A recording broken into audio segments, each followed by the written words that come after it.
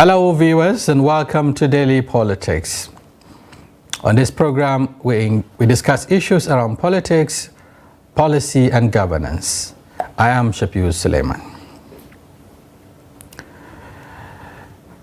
Now, since the escalation of hostilities between Israel and Palestine on Saturday, more than 1,000 lives of citizens of both sides were lost and over 2,000 injured in the protracted conflict that left thousands of people dead. The recent escalation, which was triggered by rocket fires by the armed wing of Hamas into Israeli territory, was a response from years of Israeli occupation of the West Bank, over 16 years of Gaza blockade, and a recent attack on the ground of Al-Aqsa Mosque by Israeli forces. Several attempts to end the years of hostilities between the two parties, including a two-state solution believed to be a panacea for addressing the conflict, could not stop the bloodshed. While the international community and bodies such as the UN, AU among others, continue to sue for calm and de-escalation of violence from both sides, strong allies of the two countries, such as US and Iran, have been taken active side in the conflict. What does it take to end this years of hostility between Israel and Palestine? Is two-state solution to the crisis viable, and what impediments in implementing it? How can both sides return to the negotiation table? Also, for the first time in American history, U.S. lawmakers voted to remove the Speaker of the U.S. House of Representatives from power. And we'll be joining Carol Van Dam Fark, who is the correspondent of the VOA at the U.S. Capitol, to give us a greater understanding of what the ouster of the Republican House Speaker, Kevin McCarthy, means for U.S. political climate and the selection process to replace him moving forward. Now, we'll take a break. When we return, we commence with the voices of the ambassadors, Israeli ambassador to Nigeria, that is Michael Freeman, and the Palestinian ambassador to Nigeria, Mohammed Shawish. So we'll be getting their voices, or rather hearing their voices on the escalation of violence between the two countries. And thereafter, we engage in the conversation. Stay with us. The cause of this crisis is Hamas. Hamas launched a war on Israel, an absolutely disgusting, despicable war where they have targeted our civilians. And we will do everything to win that war, to keep our civilians safe, and we will do everything to avoid any civilian casualties on the Palestinian side as well. But let's be very, very clear here. Any injuries to Palestinian civilians is on the head of Hamas. It is in the head of Iran, who are backing Hamas, who are encouraging Hamas. That is who bears responsibility for anything that takes place in Gaza. Nothing's happened at the Al-Aqsa Mosque. It's a complete myth. The Al-Aqsa Mosque is there. It's in Jerusalem. Muslims are able to pray freely every single day. Thousands come on a Friday to pray on Friday for holy prayers. Muslims are free to come and pray at the Al-Aqsa Mosque. The Al-Aqsa Mosque is there. It's still open. It's open today. It's open for people to come and pray. And we guarantee freedom of religion. So remember, this is a terror organization who are willing to slaughter women and children. So it's quite clear they're also willing to lie. I ask you, how would you approach the massacre of 600 of your civilians? 600 people killed on a Jewish holiday whilst they were in their houses or they were at a peace festival. How would you react if that happened?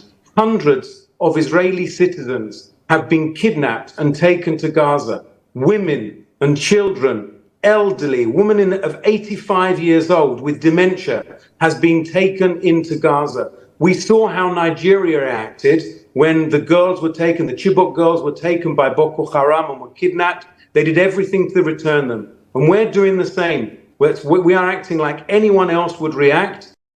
We are suffering in every day since just the beginning of this year. More than 250 Palestinian was killed. This is not a militant Palestinian, pure civilian Palestinian was killed.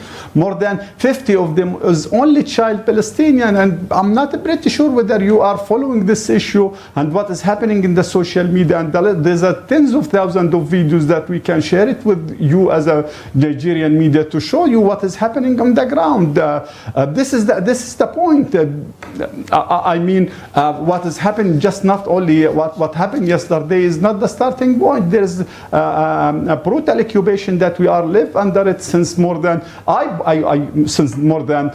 53 years ago. And I personally was born in a refugee camp, and you should know, I trust that you know what's the meaning of a refugee camp under the Israeli military occupation. This is our life as a Palestinians. There is a new generation was born in Gaza, know nothing about the international anything about outside Gaza. So that this is the humanitarian condition. 70% is unemployment, approximately also 80% of the people under the poverty line, and more of these unfair and unhuman condition that the Palestinian people in Gaza is living and is suffering. So that there is many things to talk about when it came to the humanitarian situation, whether it is in Gaza or in West Bank or in East Jerusalem, even for the Palestinian all around the world, in the refugee camp in Lebanon, Jordan, and other places. We, the Palestinians, suffering for a long time.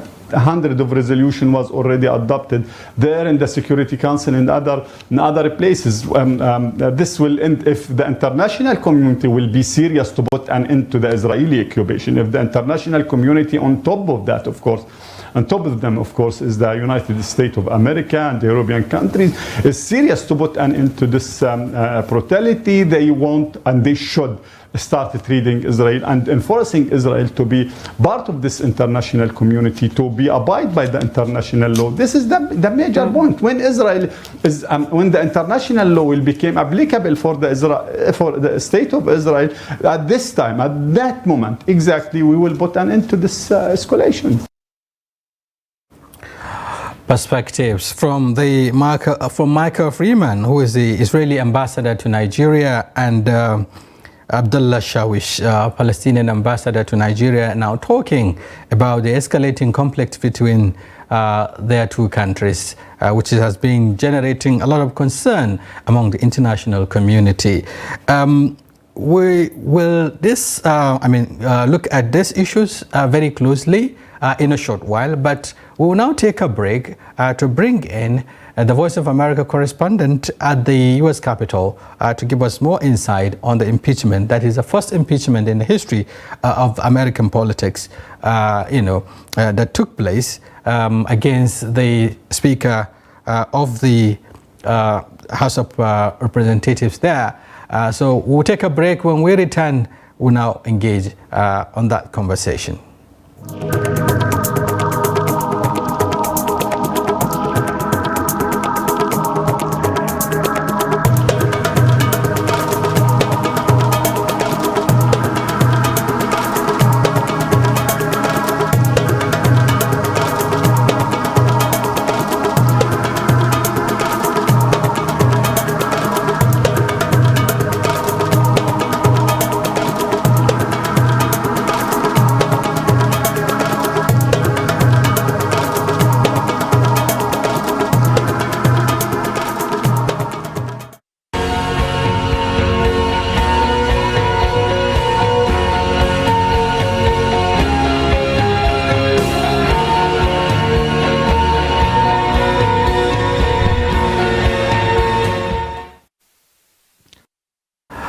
Thank you very much for staying with us.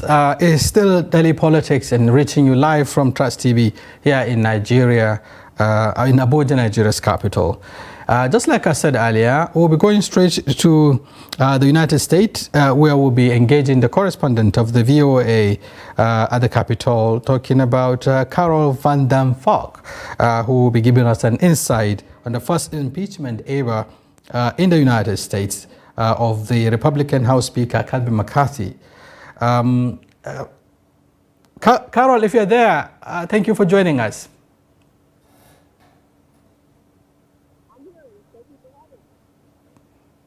Yeah, good to see you. First, lead us into this impeachment process, if you like, first in the American history. What does it mean, to impeach the Speaker at this point in time?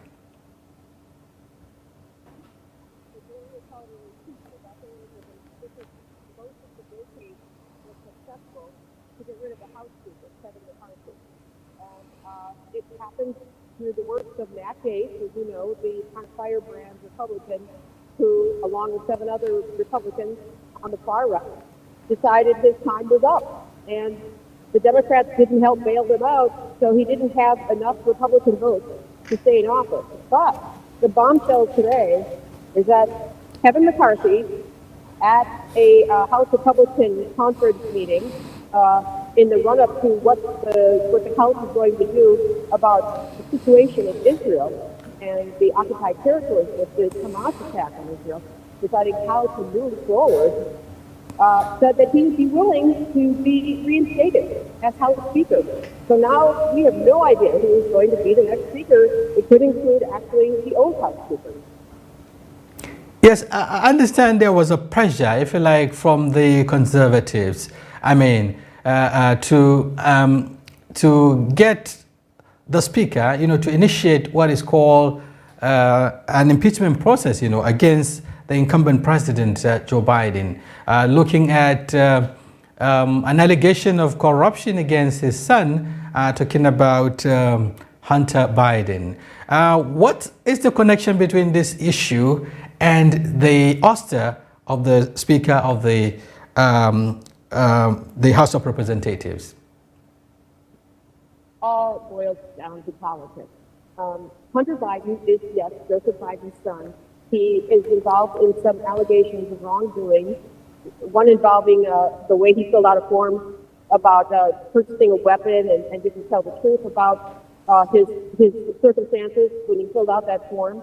So in all this time of investigating Hunter Biden, the Republicans have not been able to find solid evidence of a direct connection between Hunter Biden's activities and his father and any kind of influence that might have been going on. So that's what Democrats continue to say, is there's no real reason to hold impeachment hearings. And how can Republicans be holding impeachment hearings at a time like this? That was a week ago when we were facing a government shutdown, of course. That was all averted by Kevin McCarthy, who did strike a last-minute deal in order to keep the government running. That did not fit well with this small group of House Republicans that are on the far right. Now, most of the Republicans in the House supported the effort to keep the government running. And does it have anything to do with the headliner's position, if you like, insisting that the Speaker has to come up with this impeachment process, perhaps to give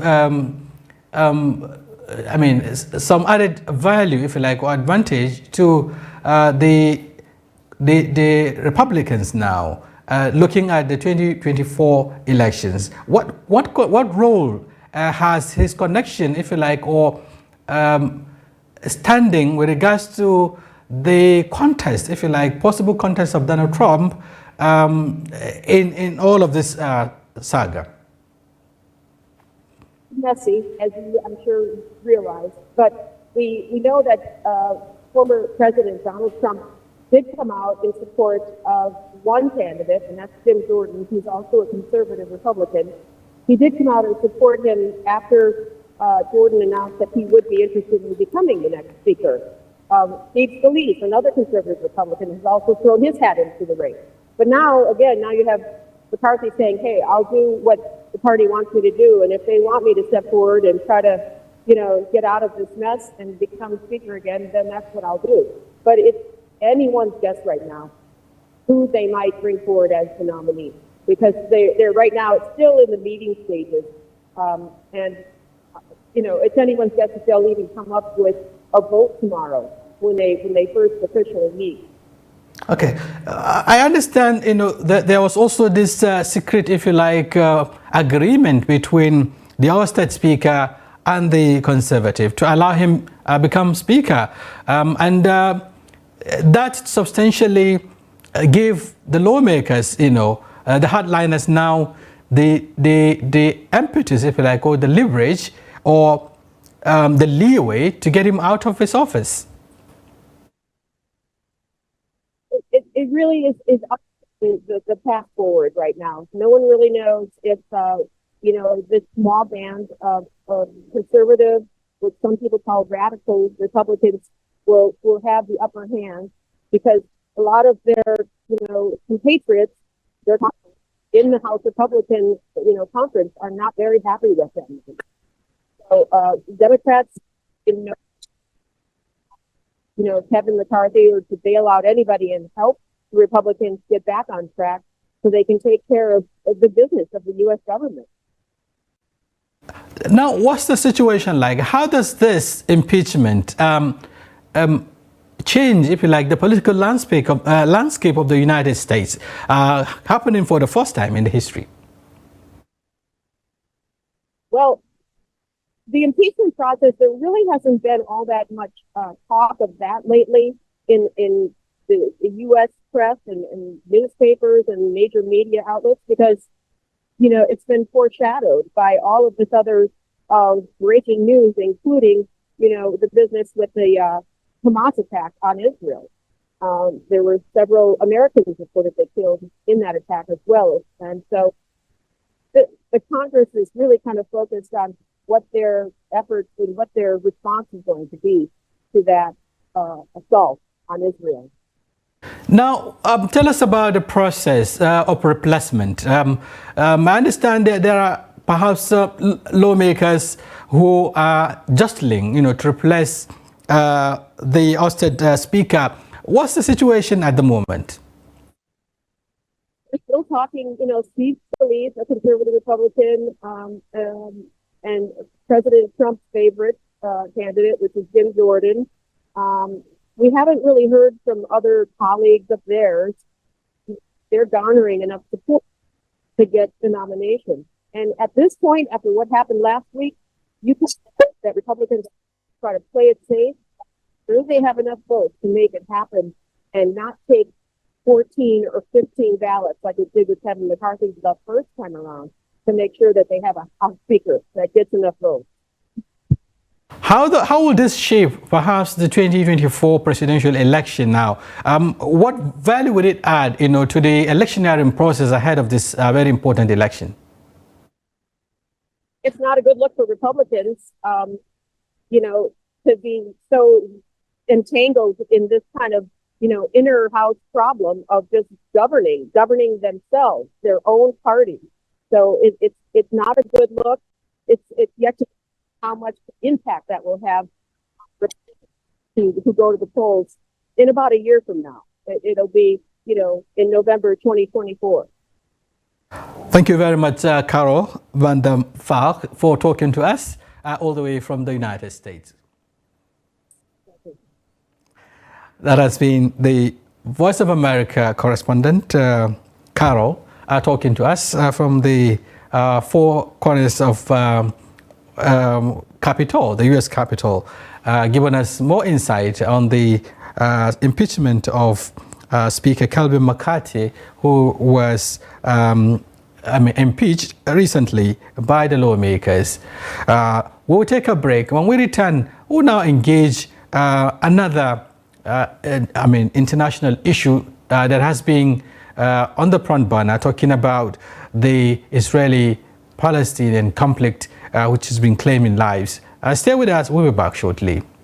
Hello guys, welcome to Showtime. I don't even believe there's any other industry that will handle me like movie industry. Yeah. I told you I'm deep and soaked into movie industry. In secondary school, there's Fatima and Mariam Adamu, and then we sort of took the names of the characters in that cartoon. I think entertainers themselves need to wake up and smell the coffee and say, diversification is the way to go. Yes, you can sing or make great beats or act in a film, but what else can you do? I became one of the best makeup artists in Nigeria. I won AMA Award Best Makeup Artist. Do you think we are I need the food when I talk to you, you start straight. Attention!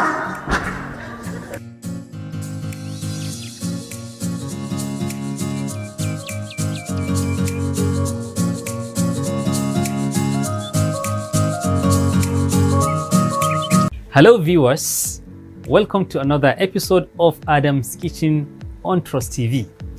Try grating it. I am going to show you how to prepare a Singaporean chicken rice. Like this. Back here and get my carrots ready. Put in some amount of oil on the skin. I will now go ahead and take off the chicken, spread it to a desired shape.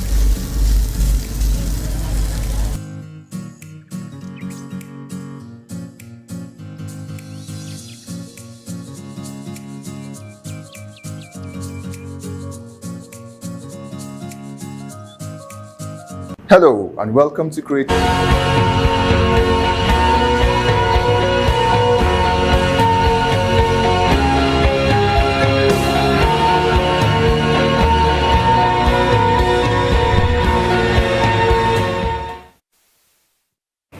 Thank you very much for staying with us on Daily Politics. We now have Group Captain Muhammad Garaba Gumi, retired. He is a directing staff at the National Institute for Security Studies here in Abuja. He joins us to analyze the current situation in the conflict between Israel and Palestine, especially the latest round of violence claiming lives. So far, more than 1,000 lives have been lost and still counting in this conflict. Thank you very much for joining us, Mohammed. Thank you, Manager Piu. It's my pleasure being with you. Right. I'm sure you've been following this development very closely. What do you make up with this latest round of violence in the Middle East, particularly the Israel and Palestine? I like your description by calling it latest round of violence, because the problem has been long and it has been characterized by some episodic violence. But what makes this one different from the previous ones, particularly since 1948, was the dimension it has taken. This is the first violence that was not, or rather is not pioneered by a state actor, unlike the previous ones. If you talk of the Yom Kippur War, if you talk of the October War, it was the Arab countries that faced Israel.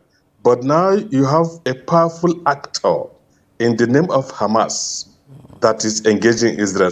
This has brought a different dimension from the previous violence. Looking at the underlying factors, earlier we had clips, from the two ambassadors of these two countries in Nigeria talking about Mohammed Shirash, who is the Palestinian ambassador to Nigeria, and of course Michael Freeman talking about this conflict. If you listen to them, each has its own perspective to the issue. For the Palestinians, it has been a long-term occupation. They've been in bondage for a very long time, and of course, their life has been made unbearable, due to the blockade by the Israel. And for the Israel, there's no justification, if you like, for this round of violence. It is unprovoked. Hamas, engaged in, started launching rocket attacks into Israel, and so on and so forth. What would you say concerning these two positions? Well, it is not surprising because they represent the views of the two belligerents. So it's not surprising for each of them to defend their positions. However, if you talk of the point that is unprovoked, it could be argued that the creation of the state of Israel is a provocation of Palestinians. So it has been something that has been on a manifestation of the failure of the international community to address that problem. And because it has lingered on for long, it shall continue to manifest one way or the other, just like it has manifested now. Because over the years, see, the joint Arab resistance to the Palestinian cause appears to have been weakened by external influences.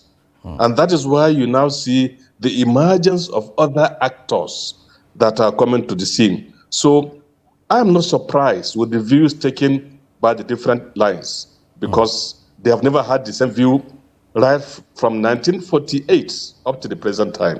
Right. Still looking at the factors, there has been this continuous occupation, of the West Bank and the blockade of Gaza, for instance. And you also talked about the role played by the international community. Several efforts have been made in the past by the United Nations and other key actors to see an end to this conflict. For instance, at some point, there was this two-state resolution, if you like, that was seen to be a very viable option now. Let the two-state exist side by side. But it has been a very difficult task to implement this. Why do you think it is difficult to implement some of these key resolutions that could have or rather, substantially addressed the problem? Thank you very much. What has happened is that some key actors in the international system do not, or rather have not projected an image of unbiased attitude towards the conflict. For example, if you take the United States, for example, is the key figure in the national system.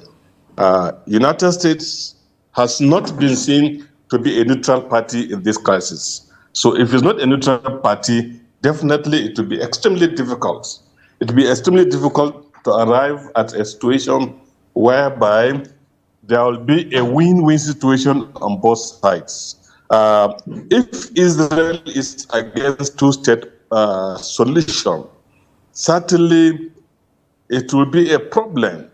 But one way in which one can argue that Israel can be against the two-state solution as part of a grand strategic end state to extract certain level of commitment from Palestine. So the longer they drag it, the better for them to have a bargaining chip.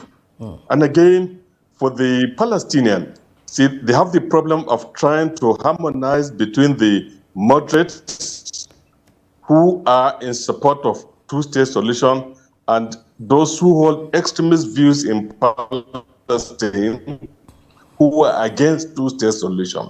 So these have appeared to have complicated the issues to ensure that it can be resolved through the adoption of two-state solution to the Palestinian-Israeli crisis. Thank you. Okay, now looking at the role, you talked about what the U.S. has been doing as a key figure in all of this crisis. And we've seen the stance taken by the United States in this round of conflict now, supporting Israel, insisting that Israel has the right to protect its citizens, and even supporting it with armaments and so on and so forth. And again, there has been also, on the other side, accusations against Iran for backing Hamas and perhaps also for supporting Hamas to continue, with this violence. And of course, at all costs, trying to, do whatever is necessary to also give it the desired support or attention that it requires. What would you say with regards to the role being played by Iran? Iran also has played a significant role in this crisis. If you go back to history, since the Iranian Revolution, the stance of Iran is that as far as they are concerned, Israel is an illegitimate state. And they kept using some euphemisms, some names, that it is a cancer to the world, that it should not exist on the map of the world. So it is not surprising that over the years, Iran has maintained this stance. And making it more complicated because of the problem Iran is having with USA. So Iran opposition to the to Israel, as well as support for the Palestinian cause, is anchored on their opposition against Israel, as well as opposition against United Nations. We all know the support they have been giving to Hamas, as well as Hezbollah in Lebanon. So Iran is a key player and is a likely potential for, if this problem lingers on longer than necessary, Iran may be one of the external actors that may likely be involved in this conflict. Hi. Okay, you earlier talked about, the role being played by the international bodies, the United Nations, for instance, and we've been seeing, reactions along that line. Everyone condemning the latest round of violence and then calling for de-escalation, calling for calm, and then suing for the need to return to the negotiation table. But some will say the United Nations position, if you like, or reprimand or concerns might not be taken seriously because over the years it hasn't taken any, it doesn't make any impact on the crisis. What do you think would happen this time around? Is there anything that will change? Well, looking at the antecedents, like you have rightly pointed out, so many steps have been taken by the United Nations. For example, so many resolutions have been reached with regards to the Israeli-Palestinian crisis. None of these resolutions have been effectively implemented. So we need to go beyond condemnation. We need to go beyond condemnation by walking the talk. Whatever we say, whatever the international community says, the international community should match their words with action. But like we said, the issues are complex. The issues are so complex, so volatile. Like we said earlier on, key figures in the international, within the United Nations have taken positions. So if they have taken positions, this kind of attitude, that's how it will continue over time, and unless if the situation is being resolved as quickly as possible.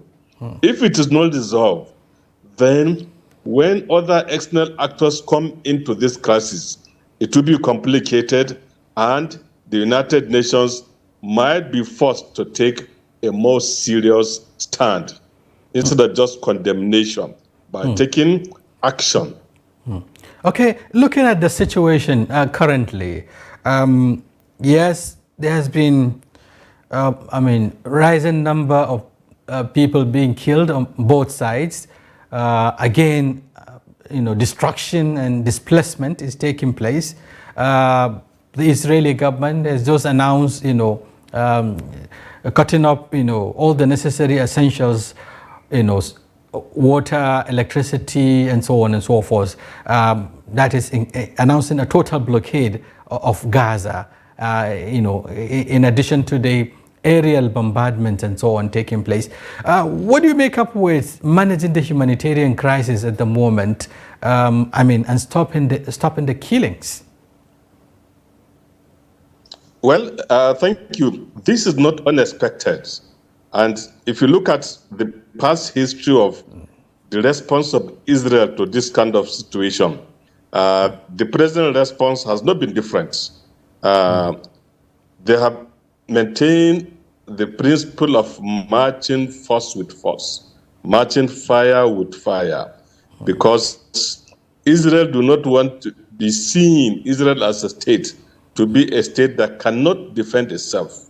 So this is the first time Israel has suffered this kind of casualty since the last war of 1973. And this kind of casualties, arresting or holding hostages senior military officers, is not unexpected. But the nature of the present crisis has made it almost impossible not to be associated with humanitarian issues. The moment you are arresting hostages, you are taking prisoners of war and keeping them within population, definitely there's bound to be what? There's bound to be collateral damage. And like they say, this is part of the weapons of war.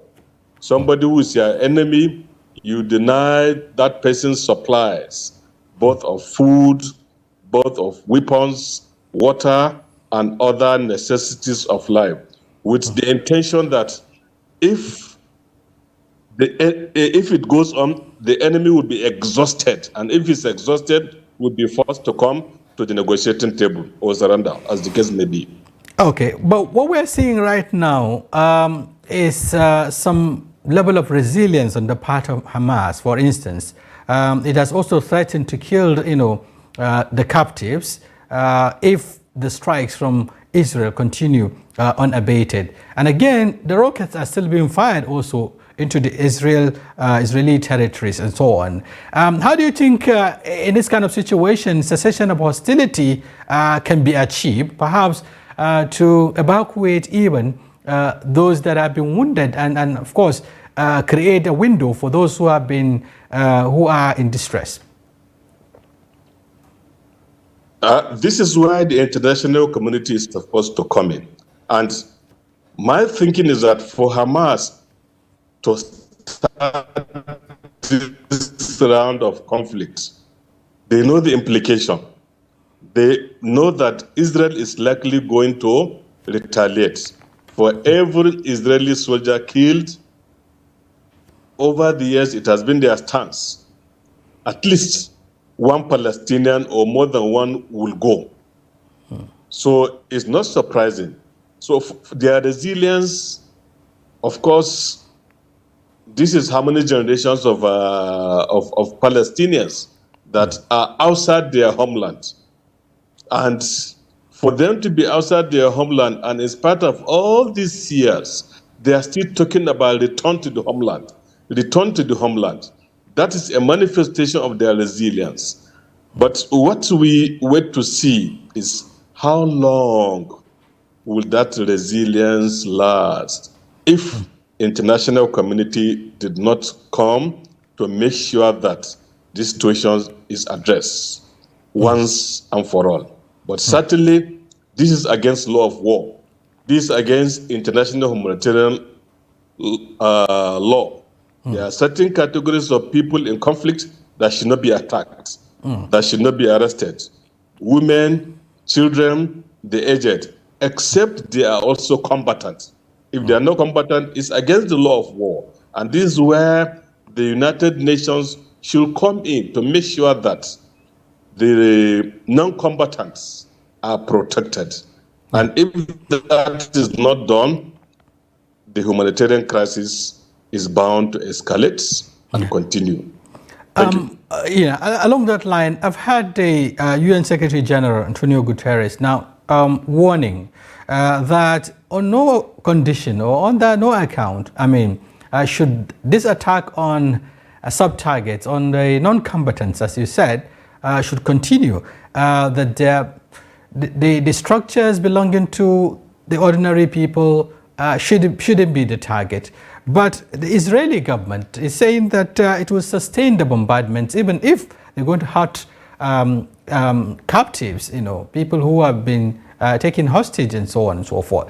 How do you reconcile this, looking at the need, if you like, or the fact that just like the Prime Minister of Ambassador of Palestine to Nigeria has said, the international community should insist that Israel implement, if you like, or respect international laws, implement resolutions and so on. How would you respond to this? And I think that is the first step to start with. All the resolutions that have been passed on, why are they not implemented? So that should be the starting point so that we can start discussion there can be negotiation between the belligerents. Now, talking about the stance of Israel with regards to their bombardments,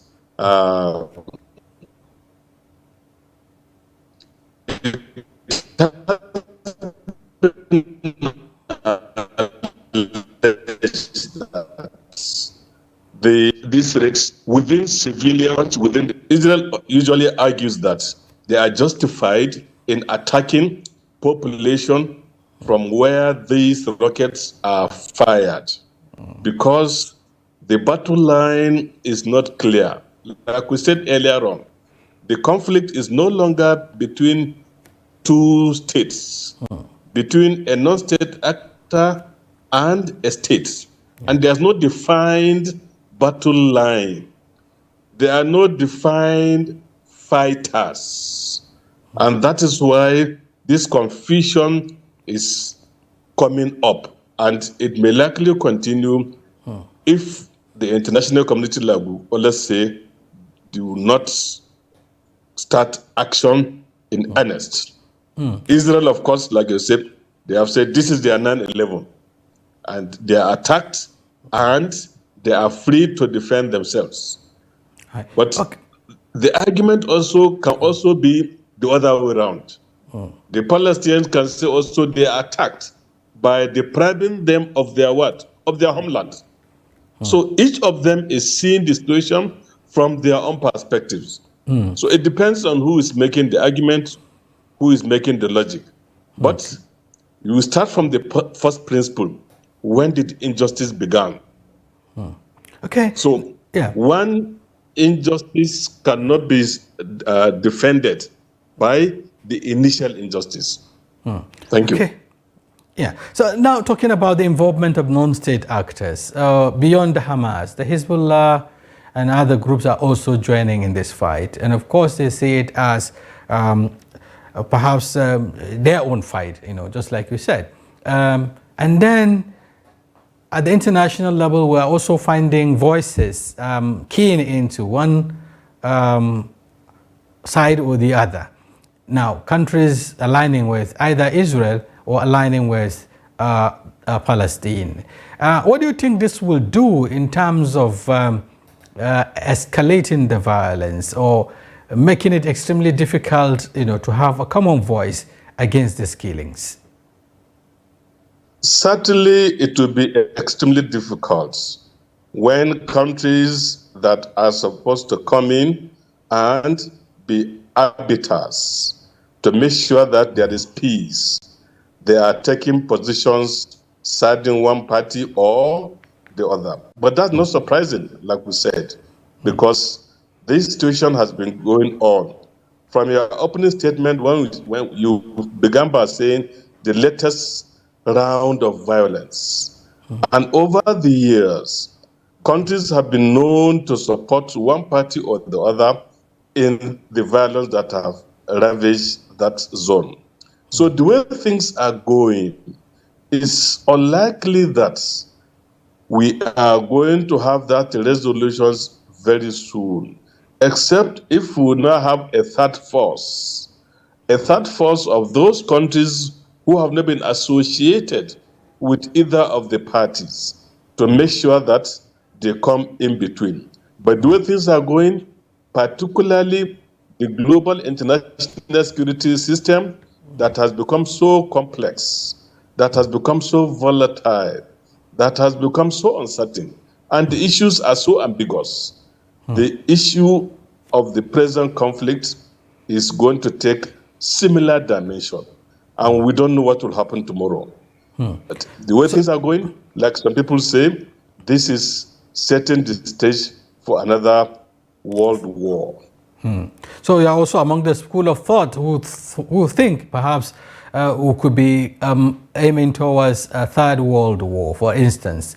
Even though we're not praying for that, we hope perhaps there could be a global resolution against this, and then a very solid stance, to end the killings from both sides. But then, going forward, in the next couple of days, if you like, what do you think will happen, as the violence continue, especially looking at the global concern over this crisis?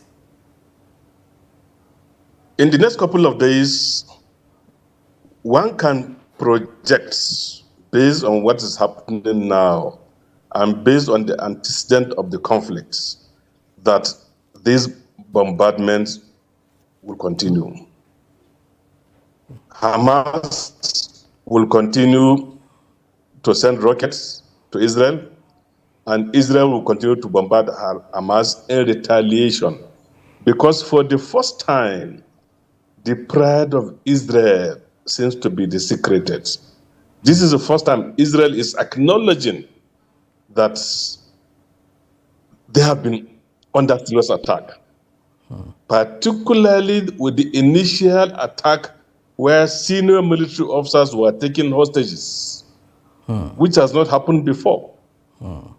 And they have to redeem their image. And to redeem their image, they may have to continue bombarding the Hamas militia and the civilian population within the Gaza Hamas control area. So my thinking is that international community is not likely that within the next 1 week they resolve this issue. Part of the plot, for example, those who are against Israel, those who are against Hamas, may want Israel to have more time to retaliate. By the time they retaliate, the Hamas will not be in a position that they have to come to negotiating table and accept certain terms. But the way things are going, just like what you talk about the Third World War, the global security landscape has changed. Now, it's difficult for states to go to war, except for the issue we have in Ukraine now and Russia, which is, by the way, is not what we're discussing right now. But the way things are going, these bombardments will continue. Okay, thank you very much. Group Captain Muhammad Garba Gumi, retired, a director in staff at the National Institute for Security Studies in Abuja, for informed perspectives on this conflict between Israel and Palestine, which has been claiming lives and no destructions going on. We really appreciate your perspectives, and we do hope you will join us some other time for another intervention. On behalf of Dr. Gumi, Muhammad Garba Gumi, and Carol, who joined us from the VOA and the technical crew, I am Shafiu Suleiman. Thanking you very much for staying with us. Do join us tomorrow. We'll be back with another interesting topic and personalities. Until then, enjoy the rest of your time.